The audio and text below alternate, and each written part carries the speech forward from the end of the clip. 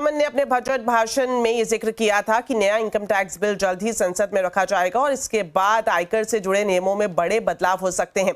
तो नया income tax bill में क्या कुछ खास होगा, इस पर सीबीडीटी चेयरमैन रवि अग्रवाल से खास बातचीत की हमारे संवाददाता आलोक प्रियदर्शी ने। आइए आपको दिखाते हैं। देखिए, जहां अभी जो प्रेजेंट एक्ट है वो 1961 का है, आज हम 2025 में है, करीब 64 साल पुराना एक्ट है ये। और उसमें समय समय पर अमेंडमेंट्स हुए, बदलाव लाए गए, जैसे जैसे इकॉनमी चेंज हुई, जैसे बिजनेस पैटर्न्स चेंज हुए, उस हिसाब से एक्ट में भी चेंज लेकर आए। बिकॉज इनकम टैक्स एक्ट जो है एक डायनेमिक एक्ट है, तो इसलिए हर साल उसमें बदलाव लाए जाते हैं और उसमें उसी हिसाब से भाषा को ऐड कर दिया जाता है, कुछ सेंटेंसेस, कुछ सेक्शंस को ऐड कर दिया जाता है।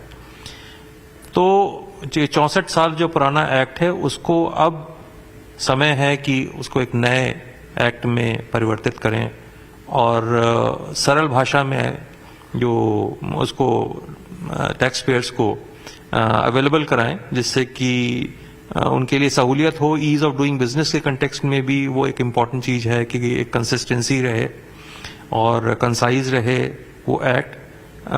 जो पुराने प्रोविजंस हैं जो कि अब रिडंडेंट हो गए हैं, उनको हटाया गया है, इसमें भाषा को सरल किया गया है और उसका प्रेजेंटेशन एक्ट में इस तरह का किया है जिससे कि जो प्रोविजंस हैं वो आसानी से समझ में आ सकें। बिल्कुल, ये नए जमाने का बिल होगा, आपने कहा जिस तरह से।